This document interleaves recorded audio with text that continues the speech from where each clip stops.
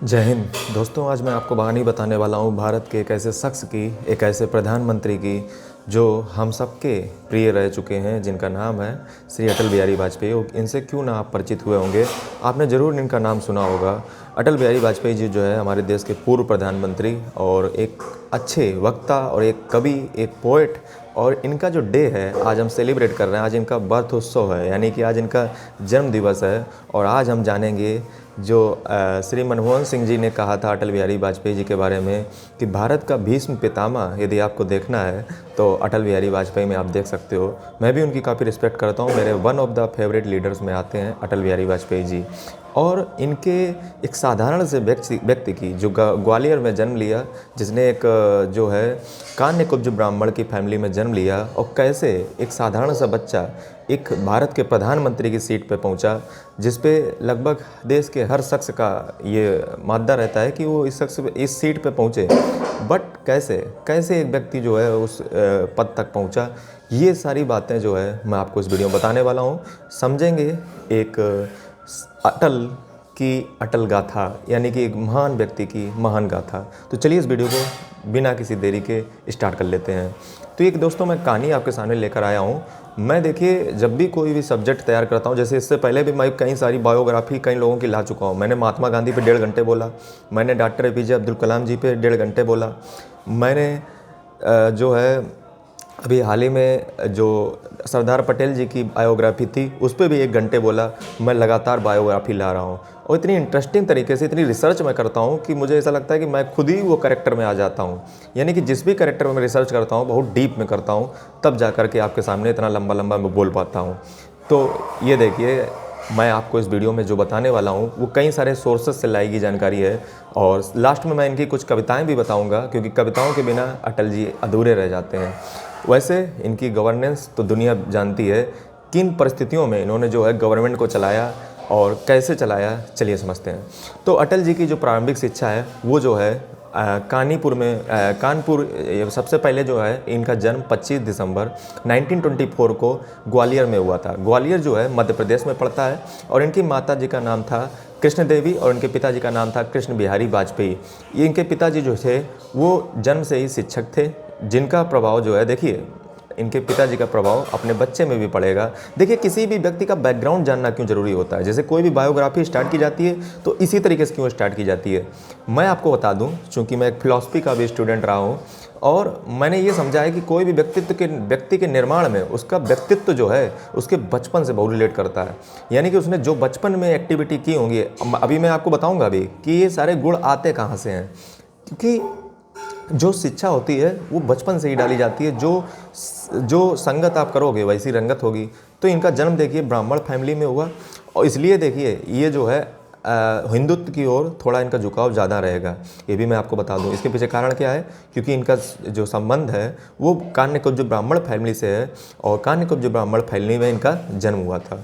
वहीं पे इन्होंने BA अपनी है, यानी कि बैचलर इन आर्ट, वो कंप्लीट की थी हिंदी, इंग्लिश एंड संस्कृत में विक्टोरिया कॉलेज से। विक्टोरिया कॉलेज जो था उस समय, जैसे आजकल भी यूनिवर्सिटी से कई सारे कॉलेज एफिलिएटेड होते हैं, ऐसी विक्टोरिया यूनिवर्सिटी एफिलिएटेड थी आगरा यूनिवर्सिटी के द्वारा। साथ ही में इन्होंने जो है MA की पढ़ाई, यानी कि मास्टर इन आर्ट्स जो है वो पॉलिटिकल साइंस में कंप्लीट की, political science and international relations. और ये जो है इन्होंने DAV कॉलेज कानपुर से कंप्लीट की। देखिए DAV कॉलेज जो कानपुर है वो कानपुर में है DAV कॉलेज, और ये DAV कॉलेज भी जो है एफिलिएटेड था आगरा यूनिवर्सिटी से। और ये जो वीडियो आप देख रहे हो ये भी जो है कानपुर से। अगला मैं आपको बता दूं कि इन्होंने बचपन में और क्या काम किए। बचपन में नहीं, ये जो है जब युवा अवस्था में आए, ये तो इनका बचपन था, इन्होंने पढ़ाई शिक्षा जो भी की, लेकिन इसके बाद ये जो है एक्टिविस्ट बन गए। यानी कि ये जो है तरह तरह की एक्टिविटी में भाग लेने लगे, क्योंकि अंग्रेज़ों की गुलामी में इनका जन्म हुआ था, इसलिए ये जो है अंग्रेज़ों के खिलाफ भी लड़ेंगे। इन्होंने जो है आर्य समाज के मूवमेंट को ज्वाइन किया।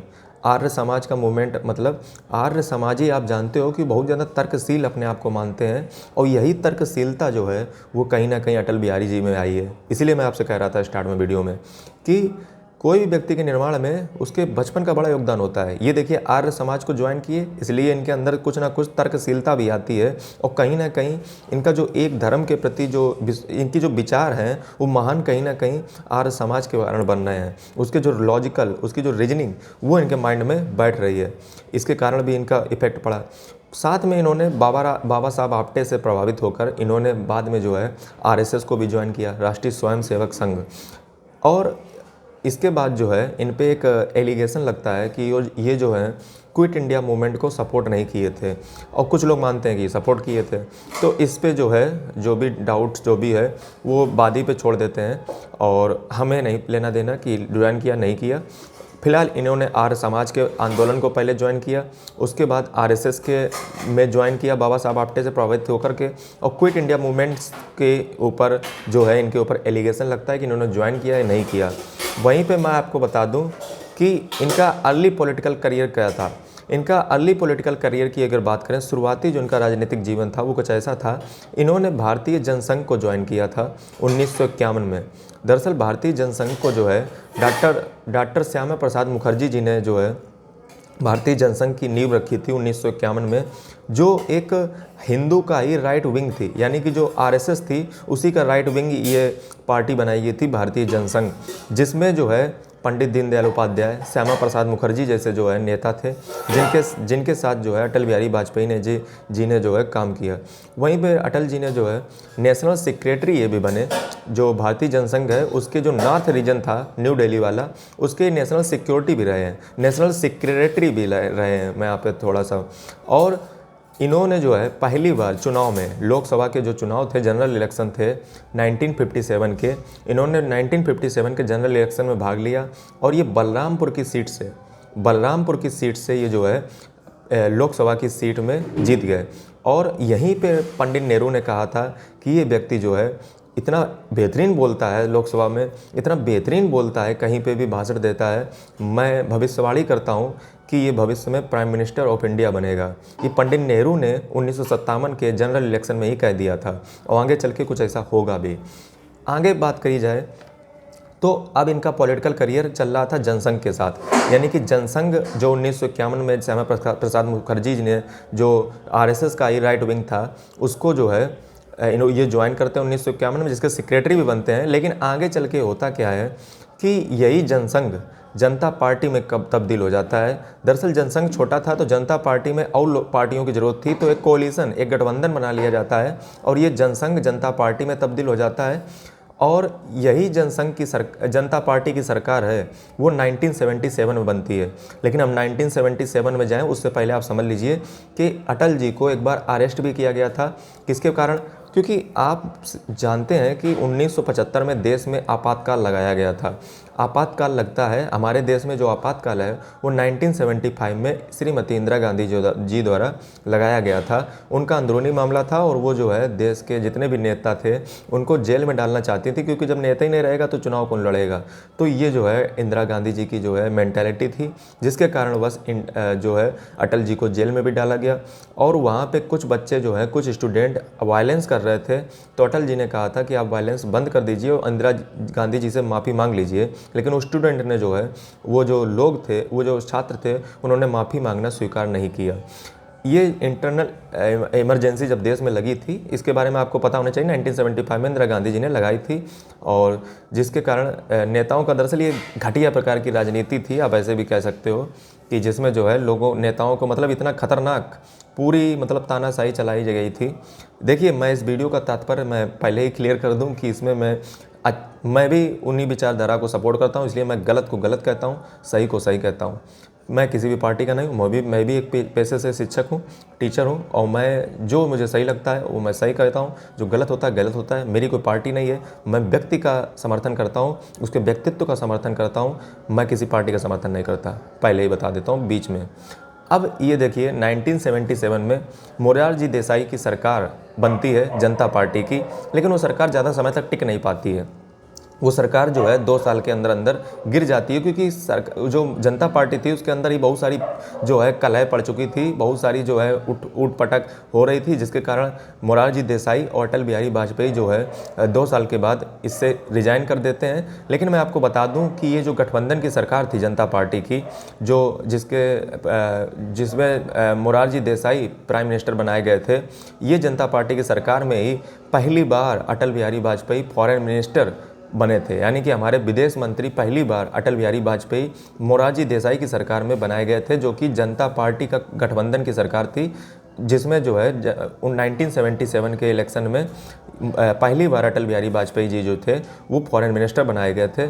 और 2 साल के बाद मोरारजी देसाई और दोनों लोग जो है अटल बिहारी वाजपेयी दोनों लोग रिजाइन कर देते हैं, यानी कि 1979 में दोनों लोग रिजाइन भी कर देते हैं। ये सरकार छोटी सी, इसमें जो है अटल बिहारी वाजपेयी जी को जो है फॉरेन मिनिस्टर का पद दिया गया था, यानी कि ये जो है विदेश मंत्री हमारे भारत के रहे थे, जिन्होंने पहली बार, ये रिकॉर्ड अटल बिहारी वाजपेयी के नाम है, पहली बार अगर किसी ने यूनाइटेड नेशंस में जा कर के हिंदी में स्पीच दी है तो वो स्पीच देने वाले अटल बिहारी वाजपेयी जी थे। इस प्रकार से जो है अटल जी की ख्याति यूएन में भी पहुंची, यूनाइटेड नेशंस में भी, जो कि 24 अक्टूबर 1945 को फाउंड किया गया था। चलिए आगे जब बढ़ते हैं तो अब देखिए अटल जी की जो है सबसे पहले बना जनसंघ। जनसंघ ने गठबंधन किया, जनता पार्टी बनाई, लेकिन जनता पार्टी में तो कलह मच गई। अब अटल जी जो है अपनी एक खुद की पार्टी बनाएंगे, जिसका नाम रखेंगे भारतीय जनता पार्टी 1980 में। और 1980 में ये जो पार्टी बनाएंगे, इसकी जो विचारधारा होगी वो होगी गांधीयन सोशलिज्म, यानी कि ये गांधी फिलॉसफी और सोशलिज्म फिलॉसफी को सपोर्ट करेंगे। और ये बीजेपी के पहले प्रेसिडेंट बनाए जाते हैं, बीजेपी पार्टी के फर्स्ट प्रेसिडेंट बनाए जाते हैं अटल बिहारी वाजपेयी 1980 में। फिर 1984 में क्या होता है, 1984 में आपको पता हो कि उस समय दरअसल हमारी राजनीति में बहुत ज़्यादा उठापटक मच रही थी, तो इस कारण से प्राइम मिनिस्टर कोई 1 साल बनता था, कोई 2 साल बनता था, और फिर चुनाव हो जाते थे, फिर यही चलता रहता था। तो 1984 में क्या हुआ, ऑपरेशन ब्लू स्टार चला, ऑपरेशन ब्लू स्टार। और ऑपरेशन ब्लू स्टार में जो है, ऑपरेशन ब्लू स्टार में जो है जो स्वर्ण मंदिर था अमृतसर पंजाब का, उसमें जो आर्मी भेजने की डिमांड थी वो अटल बिहारी वाजपेयी कर रहे थे कि स्वर्ण मंदिर में जो अमृतसर में पंजाब में जो है आतंकवादी बैठे हुए हैं, उनको किसी तरीके से बाहर निकाल के लाया जाए और उनको जो है स्वर्ण मंदिर से मुक्त करवाया जाए। जिसको देखते हुए जो इंदिरा गांधी थी उनसे ये डिमांड कर रहे थे अटल बिहारी वाजपेयी। हालांकि इंदिरा गांधी जी ने भी जो है वहाँ पे बहुत अच्छा रोल प्ले किया और उन्होंने जो है उनमें सफलता भी पाई। उस समय जो हमारे जो सलाहकार थे जिन्होंने इस ऑपरेशन ब्लू स्टार में महत्वपूर्ण भूमिका निभाई, स्वर्ण मंदिर में जो आतंकवादी घुसे हुए थे, उनमें प्रमुख थे अजीत डोभाल जी। जो अजीत डोभाल अभी 2023 में जब मैं वीडियो शूट कर रहा हूँ तब भी जो है नेशनल सिक्योरिटी एडवाइज़र की जो है भूमिका अदा कर रहे हैं। ठीक है, तो उस समय 1984 में भी जो है ऑपरेशन ब्लू स्टार की सक्सेस के पीछे असैसिनेशन जो हुआ था ऑपरेशन ब्लू स्टार, उसमें भी जो है इनकी महत्वपूर्ण भूमिका थी। वहीं पे 1986 की अगर बात की जाए, यानी कि 1986 की, तो यहाँ पे एक बहुत बड़ा चीज़ ये होता है कि उस समय देश में 1985 तरफ जो है देश में जो है शायद इलेक्शन हुए थे, क्योंकि उस समय इलेक्शन का टाइम आ चुका था। तो जब इलेक्शन हुए थे तो उसमें जो इंदिरा गांधी ने जो रोल प्ले किया था इसमें स्वर्ण मंदिर के केस में और आतंकवादियों को मुक्त कराया था, इसका फ़ायदा कहीं ना कहीं कांग्रेस पार्टी को मिला, जिसके कारण जो है 1986 में जो अटल बिहारी वाजपेयी की सरकार थी उसको मात्र 1986 में अटल बिहारी वाजपेयी की सरकार को मात्र 2 वोट मिले, नहीं 2 सीटें मिली और बाकी सब सीटें जो है कांग्रेस को फ़ायदा हुआ। इसका फ़ायदा क्यों हुआ? क्योंकि टेररिस्ट एक्टिविटी जो है जो स्वर्ण मंदिर वाली थी उसका कहीं ना कहीं बेनिफिट जो है कांग्रेस को मिला एक नेशनलिज्म सेंटिमेंट बिल्ड करने में। उसके बाद जो है इन सब चीज़ों से प्रभावित होकर के जो अटल बिहारी वाजपेयी जी थे उन्होंने जो है इस्तीफ़ा दे दिया। उसके बाद जो लाल कृष्ण आडवाणी प्रेसिडेंट बनते हैं बीजेपी पार्टी के। फिर उसके बाद दिसंबर 1992 आता है। लेकिन हम दिसंबर 1992 हैं, उससे पहले मैं आपको बता दूं उसके बीच में क्या हुआ था। दरअसल आपको याद है कि 1991 में 1991 में भारत के पास पैसा नहीं बचा था, यानी कि भारत एकदम जो है 1991 में कंगाल हो चुका था, यानी कि भारत को कर्जा लेना पड़ा था आईएमएफ के द्वारा। आईएमएफ यानी कि इंटरनेशनल मॉनेटरी फंड, अंतर्राष्ट्रीय मुद्रा कोष, जिससे भारत को कर्जा लेना पड़ा था। उस समय सरकार थी बीपी में पीवी नरसिम्हा राव की सरकार थी। और उस समय जो फाइनेंस मिनिस्टर थे वो थे डॉक्टर मनमोहन सिंह। उस समय यदि भारत की जो दशा हो चुकी थी उसका बेनिफिट बीजेपी को मिलना चाहिए था, क्योंकि सरकार थी कांग्रेस की। लेकिन यहाँ पे बीजेपी गलती कर बैठती है, भैया मैं आगे आपको बताऊँगा। तो जो पीवी नरसिम्हा राव की सरकार थी, तो पीवी नरसिम्हा राव को एक जिनेवा कन्वेंशन होनी थी। जिनेवा कन्वेंशन में जो है एक किसी व्यक्ति को भेजना था जहाँ पे बोलना था, जिनेवा कन्वेंशन में, यूनाइटेड नेशंस में। तो जो अटल जी थे वो तो प्रतिपक्ष के नेता थे, यानी कि विपक्ष के नेता थे, और पीवी नरसिम्हा राव अपने पार्टी में एक व्यक्ति को ढूंढ रहे थे कि कोई व्यक्ति जाए वहाँ पे भाषण ज़बरदस्त देकर आए। तो उन्होंने क्या किया, ये देखिए जो है यहाँ पे एक पॉलिटिक्स खेली गई कि जो नेता प्रतिपक्ष अटल बिहारी वाजपेयी जो थे, पीवी नरसिम्हा राव ने अपनी पार्टी से किसी व्यक्ति को नहीं भेज करके, मतलब शत्रु की पार्टी यानी कि नेता प्रतिपक्ष अटल बिहारी वाजपेयी जी को जो है जिनेवा कन्वेंशन में भेजा। और वहीं पे अटल बिहारी वाजपेयी ने जो है वहाँ का जो पाकिस्तान बैठा हुआ था, जो वहाँ की बेनज़ीर भुट्टो बैठी हुई थी, उन्होंने कहा कि हमारे यहाँ पे तो अपने नेता नहीं साथ देते हैं, और यहाँ पे तो जो है इतना भरोसा प्रतिपक्ष के नेता पे है कि पीवी नरसिम्हा राव ने विपक्ष के नेता को जिनेवा कन्वेंशन में भेजा। उन्होंने इतना अच्छा डेलीगेशन वहाँ पे दिया, इतना अच्छा स्पीच दिया कि वहाँ के जो पाकिस्तान के बेनज़ीर भुट्टो थे वो कहने लगे कि ये कैसे आ गया, जबकि ये तो नेता प्रतिपक्ष है। तो ये जो है भरोसा था पीवी नरसिम्हा राव का अटल बिहारी वाजपेयी के ऊपर। हालांकि सदन में जो है एक दूसरे की जो है टांग खींचते रहते थे, लेकिन बाहर जो है ये उनका प्रोफेशनल था कि जो है प्रोफेशन उनका राजनीति, और राजनीति वो करेंगे, लेकिन बाहर जो है एक ही मतलब ढंग से रहते थे। वहीं पे बात की जाए कि भारत के पास पैसा नहीं बचा था, तो जो फाइनेंस मिनिस्टर थे डॉक्टर मनमोहन सिंह, उन्होंने भी बहुत अच्छी भूमिका उस समय अदा की थी। और इसी के कारण जो है वो भविष्य में 2000 अभी जो प्रधानमंत्री रह चुके हैं डॉक्टर मनमोहन सिंह, उनकी जो एक तरीके से बढ़िया इमेज वो बन चुकी थी उसी समय, क्योंकि उस समय देश में पैसा नहीं बचा था। उसके पीछे जो पॉलिसी जिम्मेदार थी वो डॉक्टर मनमोहन सिंह की थी। तो डॉक्टर मनमोहन सिंह ने जो है हालांकि कैसे जैसे करके जो है देश की इकोनॉमी को दोबारा रिकवरी कर दिया, बट जो अटल बिहारी जी थे, उन्होंने जो मनमोहन सिंह थे उनके ऊपर इतने सारे प्रहार किए संसद में कि वो जो है इसको साइन ना कर पाए। उन्होंने कहा कि मैं रिजाइन कर रहा हूँ, पीवी नरसिम्हा राव की सरकार से कहा। तो अंत में जो है पीवी नरसिम्हा राव अटल बिहारी के पास जाते हैं कि ये जो है रिजाइन कर रहे हैं, इतने बढ़िया नेता हैं डॉक्टर मनमोहन सिंह जो अभी प्रधानमंत्री रह चुके हैं। तो अटल बिहारी जी ने उनको समझाया कि ये देखिए राजनीति है, मैं संसद में आपके टांग खींचूंगा, इसका मतलब ये नहीं होता है कि आप रिजाइन कर दें। और फाइनली उनको समझाया तो जो है उन्होंने रिजाइन करना से मना कर दिया। इस समय तक यदि बीजेपी कोई गलती ना करती तो शायद बीजेपी जीत सकती थी, लेकिन बीजेपी से एक बहुत बड़ी गलती हो गई। वो गलती क्या थी? सन था 1992, इससे पहले की सारी घटनाएं थी जो मैं आपको बता चुका हूँ। 1992 में हुआ क्या कि आरएसएस यानी कि राष्ट्रीय स्वयंसेवक संघ, विश्व हिंदू परिषद और बीजेपी के कुछ मेंबर्स ये जो है क्या करते हैं कि बाबरी मस्जिद को ढा देते हैं।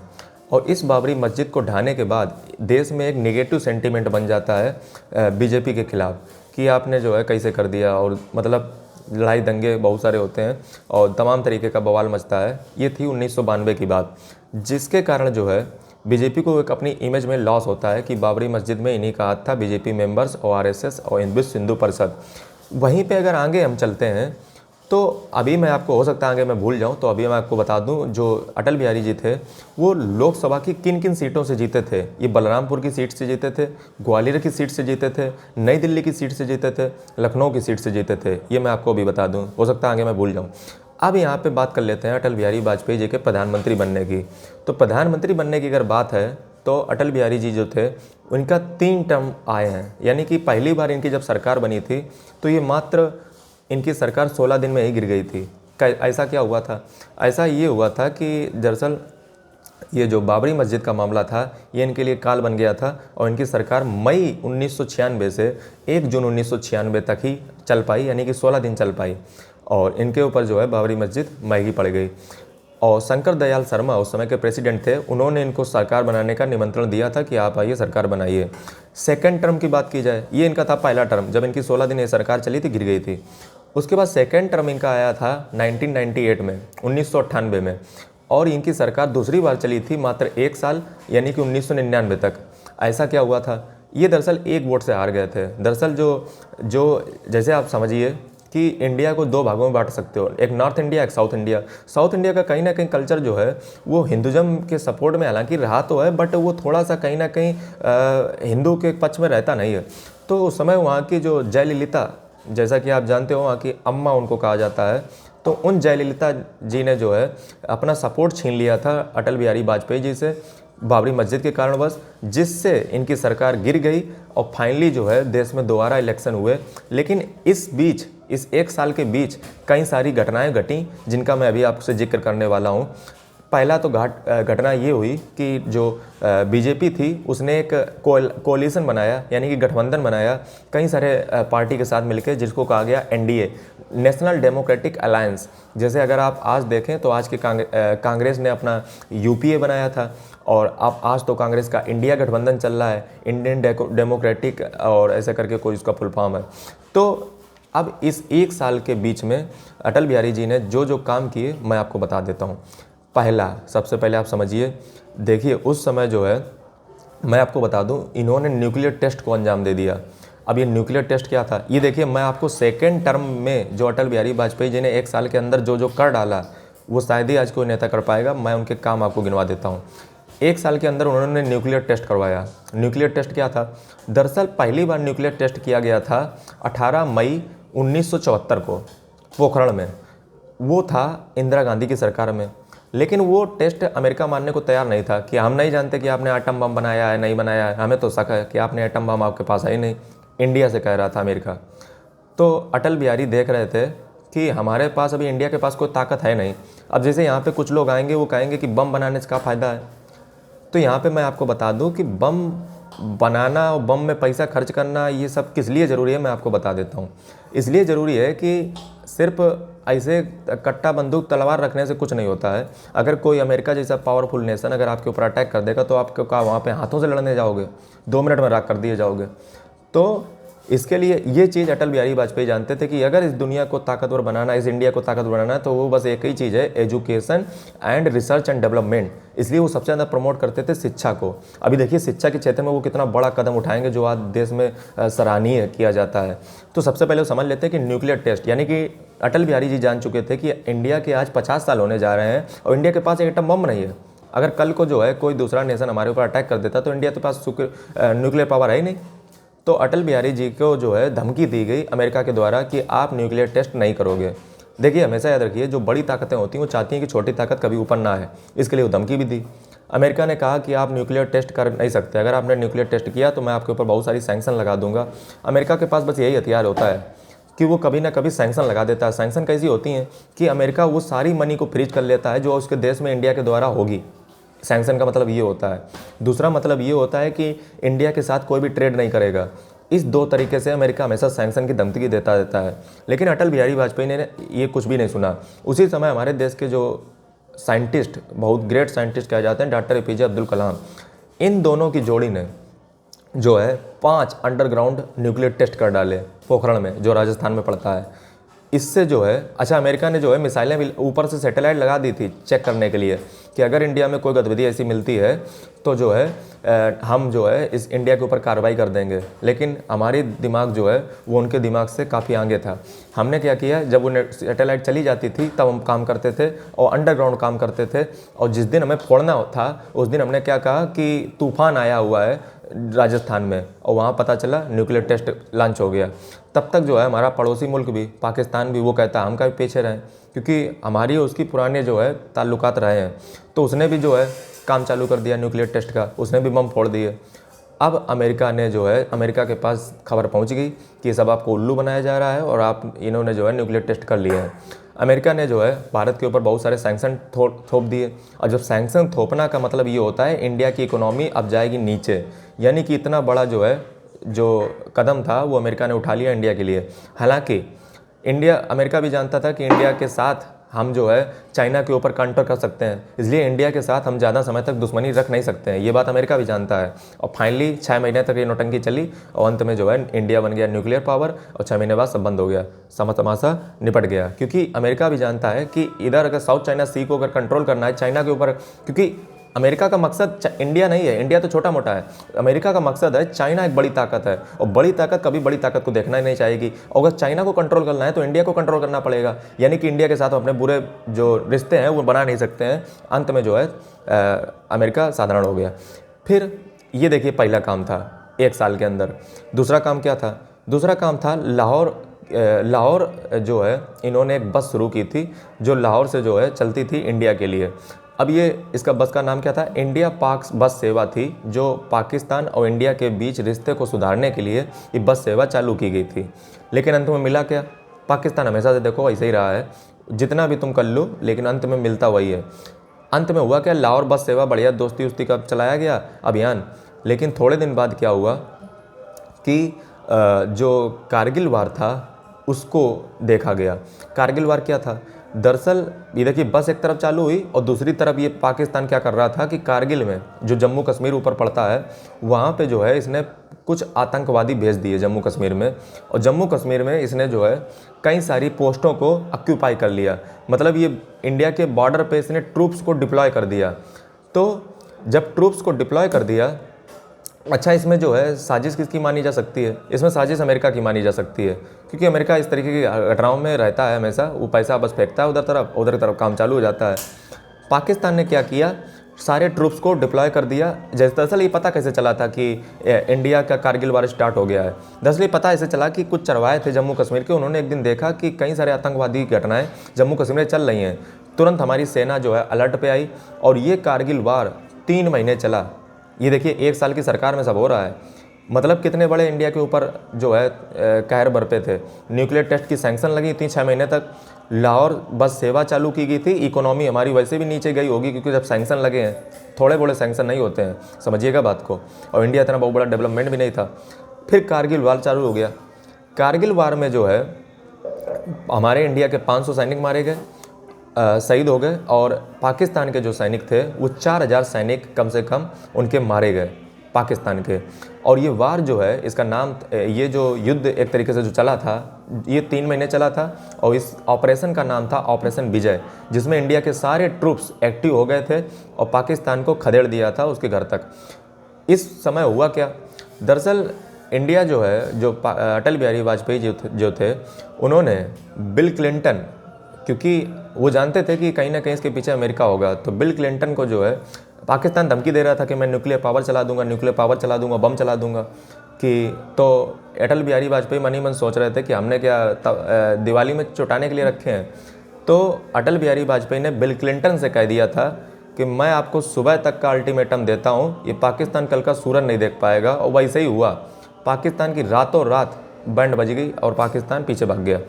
फिलहाल आजकल के अगर आप नेताओं को देखोगे तो जब भी चुनाव आता है तो वो पाकिस्तान के ऊपर कहीं कुछ चलाते हैं, कहीं कुछ चलाते हैं। लेकिन अटल बिहारी वाजपेयी जी की सोच कुछ अलग थी। वो हमेशा, उनका कहना ऐसा था कि आप अपने पड़ोसियों को नहीं बदल सकते हो, इसलिए पड़ोसियों से रिश्ते हमेशा अच्छे रखो।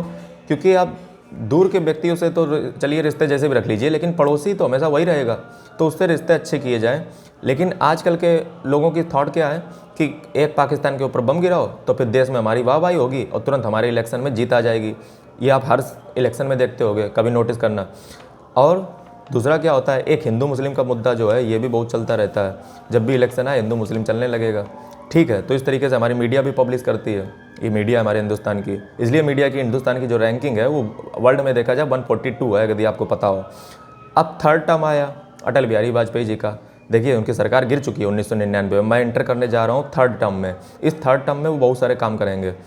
जब 1 साल में इतने काम कर डाले तो यह अब है तीसरी बार सरकार उनकी बनने जा रही है। 1999 में 2004 में, 1999 से 2004 तक रहेगी। इस सरकार में उन्होंने किया क्या, तो इस सरकार में मैं आपको बता दूं तो उन्होंने इस सरकार में जो है उनके ऊपर सबसे पहली जो आपदा गिरी वो थी हाईजैक की। दरअसल एक इंडियन एयरलाइंस का विमान था, फ्लाइट थी, जो काठमांडू से नई दिल्ली जा रही थी। IC 814 उस विमान का नाम था, जिसको जो है कई आतंकवादी जो है हाईजैक कर लेते हैं और ये इसका जिम्मेदारी जो है आ जाता है अटल बिहारी वाजपेयी जी के ऊपर। अब यहाँ पे एक व्यक्ति फिर इंपॉर्टेंट रोल प्ले करेगा, जिसका नाम है श्री अजित डोभाल, जो इस समय नेशनल सिक्योरिटी एडवाइज़र हैं। यानी कि कितना पुराना ये शख्स है। इसी ने ऑपरेशन ब्लू स्टार को भी संभाला, इसी ने ही जो है अब हाईजैक वाले जो घटना थी अटल बिहारी वाजपेयी जी की सरकार में, बहुत पुराने ये व्यक्ति हैं। ये 1967 के बैच के जो है IPS ऑफिसर हैं। ये जो है अभी इंडिया के जो राष्ट्रीय सुरक्षा सलाहकार हैं नरेंद्र मोदी जी की गवर्नमेंट में, वो यही हैं। तो यही जो है मतलब समझिए कितने पुराने व्यक्ति हैं।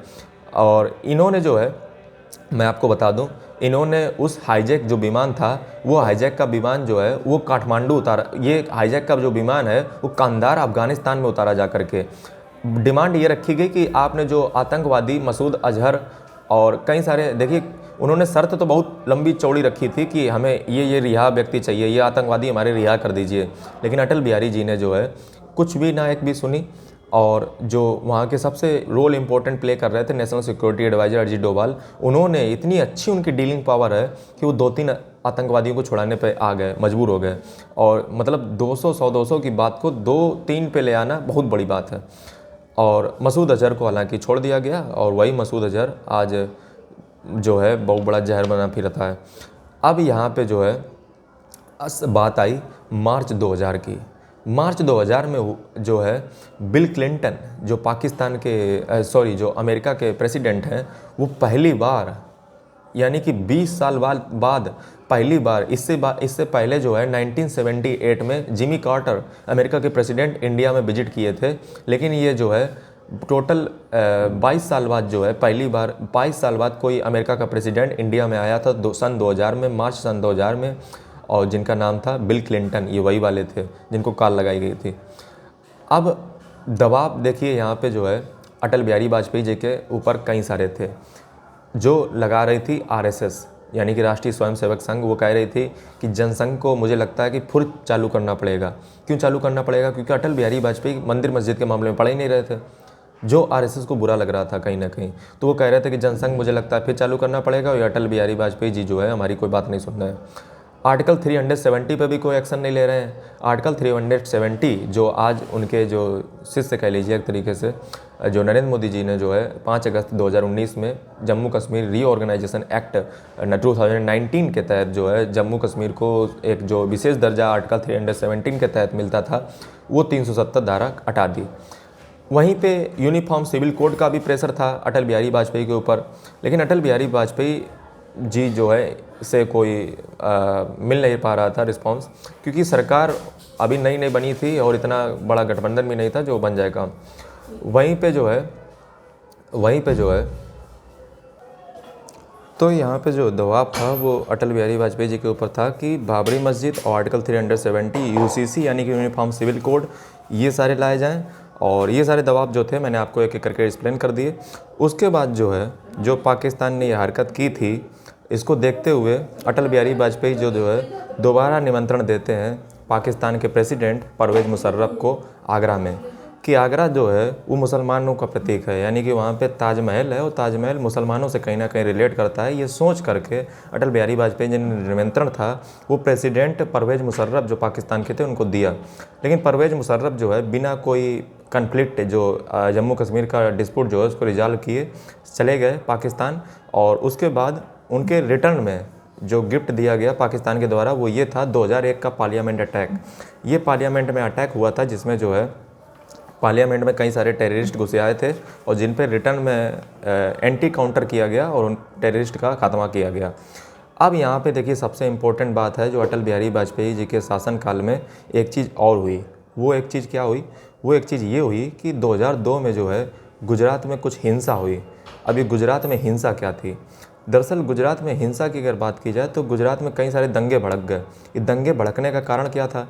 दंगे भड़कने का गुजरात में कारण ये था कि जो अयोध्या से जो है गुजरात में एक ट्रेन जा रही थी, उस ट्रेन को जो है कुछ मुसलमान लोगों ने 59 लोगों की हत्या कर दी ट्रेन की।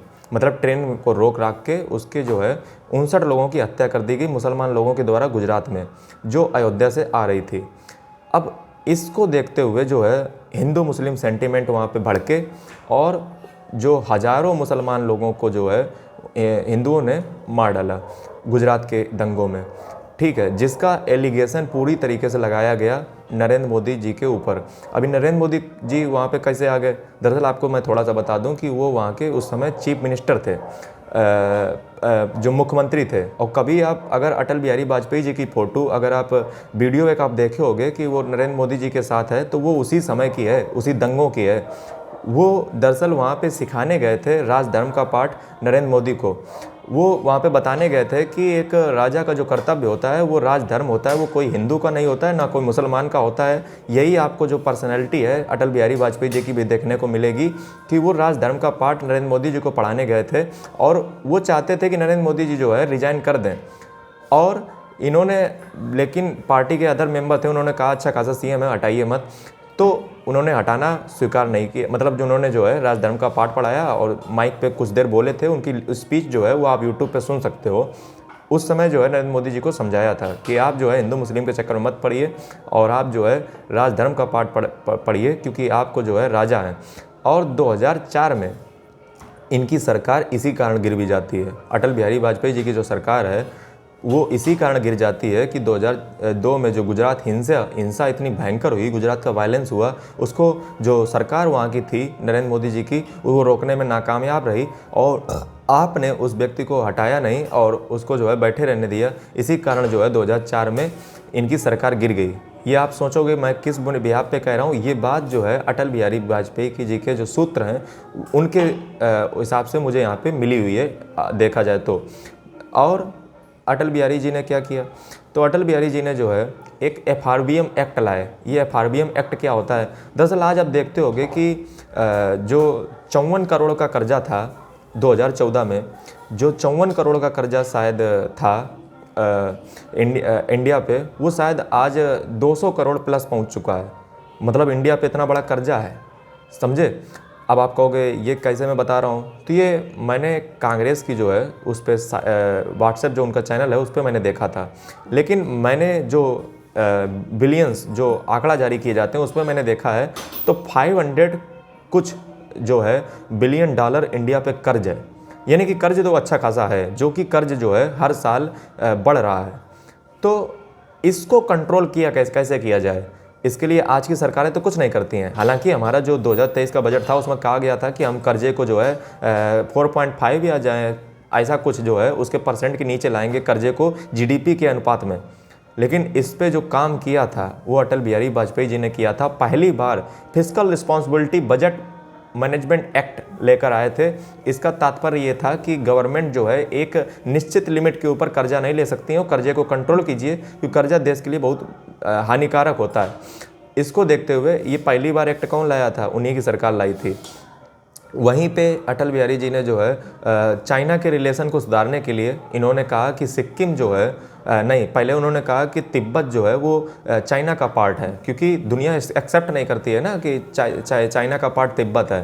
तो अटल जी ने जो है तिब्बत को चाइना का पार्ट बता दिया और जवाब में जो चाइना था उसने कह दिया कि आपका सिक्किम पार्ट है। तो ये अच्छी खासी दोस्ती थोड़ी बहुत बन गई। अब जो सबसे बड़ा काम किया अटल जी ने वो ये था कि आज जो आप घर घर सुनते हो ना सर्व शिक्षा अभियान, और ये दरअसल इसका जो श्रेय है वो उन्हीं की सरकार को जाता है। वही पहली बार जो है इस देश में एजुकेशन को कंपलसरी करवाए थे। यानी कि 86th constitutional amendment act of 2002 जो है वो अलाउ करता है कि हमारे देश में हर बच्चे को एजुकेशन मिलनी चाहिए जो 6 से 14 वर्ष का है। और article 51A of part 5 of Indian constitution ये भी कहता है कि हर माता पिता की जिम्मेदारी है कि वो अपने बच्चे को, या उसके गार्जियन की जिम्मेदारी है कि अपने बच्चे को जो है 6 से 14 वर्ष की उम्र में हम उसको जो है शिक्षा दिलाएं। और पूरे देश को शिक्षा से जोड़ा और ये सबसे बड़ा कदम उठाने वाले पहले ऐसी सरकार थी जिसने जो है 86वां संविधान संशोधन कर दिया और राइट टू एजुकेशन एक फंडामेंटल राइट बना दिया हर व्यक्ति का। ठीक है, चलिए ये किया। और क्या किया? और इन्होंने जो है एक national highway development project launch किया, जिसके अनुसार जो है भारत को 4 बड़े हाईवे बनाए गए जिनसे पूरा देश कनेक्ट हुआ। अब आप कहोगे ये हाईवे ये सब बनाने का क्या था? देखिए ये सब एक घटिया सोच की आदत होती है कि बम बनाने से क्या फ़ायदा, ये हाईवे बनाने से क्या फ़ायदा, ये सब काहे पैसे बर्बाद कर रहे हो। देखो पहले हिंदी में समझो कि जब जो हाईवे बनता है, रोडें बनती हैं, पानी आता है, बिजली आती है, ये देखिए बेसिक नेसेसिटी होती हैं, और इसी पे गवर्नमेंट जो अटल जी की थी वो फोकस करती थी। मतलब लोगों की डेली रोज़मर्रा की चीज़ें पहले तो हम अश्योर करें कि उन्हें खाना, रोटी, कपड़ा और मकान, ये बेसिक नेसेसिटी होती हैं। अगर एक देश में इंफ्रास्ट्रक्चर नहीं होगा, अगर एक देश में रोडें, हाईवे नहीं होंगे, तो हमें ये बताओ आपके देश में कौन धंधा करने आएगा? सब यही कहेंगे कि ये तो कबाड़ी आदमी है कि बहुत पुराने धंधे पे चल रहे हैं, इनके यहाँ पे कौन बेरोजगार। अमेरिका सब लोग क्यों भागते हैं? क्योंकि वो डेवलपमेंट है, वहाँ की रोड है एकदम, आप देखो वहाँ के खेत देखिए, वहाँ का कल्चर देखिए, कैसे वो लोग जो है अपना जो है एकदम इंफ्रास्ट्रक्चर प्रोवाइड करते हैं। कोई भी कंपनी आती है आराम से धंधा वहाँ पे चालू कर देती है, क्योंकि वहाँ पे इंफ्रास्ट्रक्चर है। अब हमारे पास अगर टेक्नोलॉजी ही नहीं है, कुछ भी नहीं है, तो बताइए हम कैसे ग्रो करेंगे। इसलिए मैं बार बार कहता हूँ एक देश में इंफ्रास्ट्रक्चर होना चाहिए, एक ढांचा होना चाहिए, एक ऐसा स्केलेटन होना चाहिए जहाँ पे कोई भी व्यक्ति आए अपना काम चालू कर दे, तब कोई व्यक्ति आपके अंदर आना चाहेगा। अब जैसे मान लीजिए आप किसी को कोई ढांचा ना तैयार करके दें, आप कोई स्ट्रक्चर ना तैयार करके दें, आपके यहाँ पे कोई नहीं आएगा, सीधी बात है, समझे। और जब विदेशी मनी आती है तो आपको कि विदेशी पैसा करेंगे क्या? अरे जब विदेशी पैसा आएंगे तो उससे रोजगार मिलेगा, यहीं के लोगों को उठाओगे, यहीं के लोगों को अधिकारी बनाओगे, यहीं के लोगों को लेबर रखोगे, यहीं के लोगों को कुछ बनाओगे, तो कम पैसा कहाँ आएगा? पैसा अपने देश में तो फ्लो करेगा। जब हमारे देश में पैसा आएगा तो हम लोग पैसा कमाएंगे, जब पैसा कमाएंगे तो हम हमारे हर घर में पैसा पहुँचेगा। इससे हर व्यक्ति अपनी नेसेसिटी जो चीज़ें हैं वो खरीद पाएगा और व्यक्ति जो खुशहाल रह पाएगा। और जब हर व्यक्ति के पास पैसा आएगा तो लड़ाई दंगा भी बंद कर देगा। मैं आपको गारंटी दे देता हूँ कि अगर हर व्यक्ति के पास, देखो हर चीज़ की जड़ जो है पैसे में है। यदि हर व्यक्ति को पैसा आराम से मिल जाए तो वो काहे चोरी करेगा, डकैती करेगा। ये मैं इसे फर्जी नहीं जोड़ रहा हूँ, ये आप आंकड़ा गवर्नमेंट की साइट पर देख लीजिए। जिस भी देश में पैसा अच्छा खासा है, जैसे अमेरिका, डेनमार्क, यहाँ पे जो है हत्याएं, क्राइम ये कम होते हैं।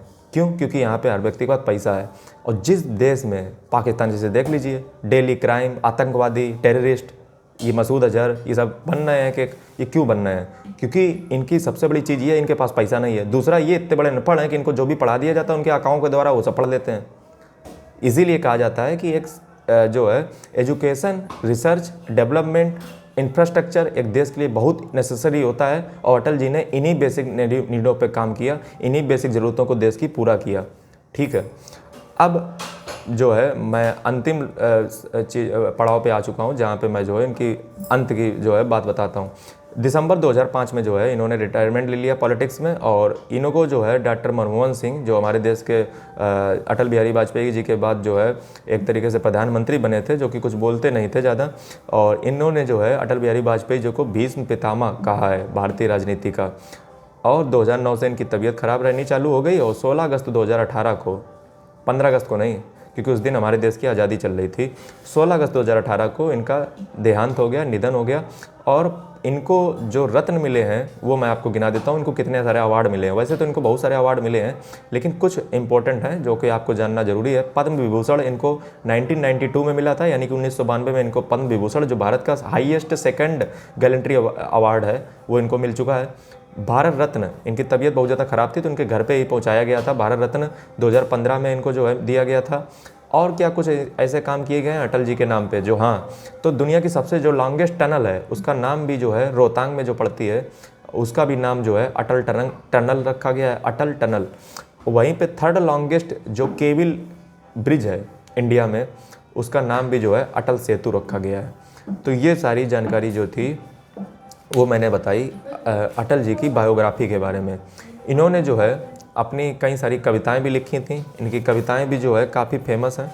वो कविताएं भी जो है मैं आपको जो है पढ़ के सुना देता हूँ, क्योंकि इन्होंने जो है कविताएं भी लिखी थी और इन्होंने की कविताओं में जो है कई सारी कविताएं फेमस भी हैं। जैसे इन्होंने जो पहली बार कविता की पत्रिका लॉन्च की थी तो वो इन्होंने अपनी नेता जो प्रतिपक्ष थे, यानी कि अटल बिहारी वाजपेयी जी के जो पीवी नरसिम्हा राव जो कांग्रेस के थे, उन्हों से ही लॉन्च करवाई थी अपनी कविताएं। तो इनकी कविताएं कुछ ऐसे हैं, मैं आपके सामने दिखा देता हूँ, पढ़ भी देता हूँ। पहली इनकी कविता है 15 अगस्त की पुकार। दूसरी इनकी कविता है कदम मिलाकर चलना होगा, ये भी इन्हीं की कविता है। और भी इनकी कई सारी कविताएं हैं। तो उसके जो कविताएं हैं वो भी मैं आपको पढ़ के सुना देता हूँ। हालांकि मैं 2 ही कविताएं पढ़ूंगा, ज़्यादा नहीं पढ़ूंगा, और वैसे तो इनकी बहुत सारी कविताएं हैं, लेकिन मैं जल्दी से बिना बकवास के पढ़ देता हूँ।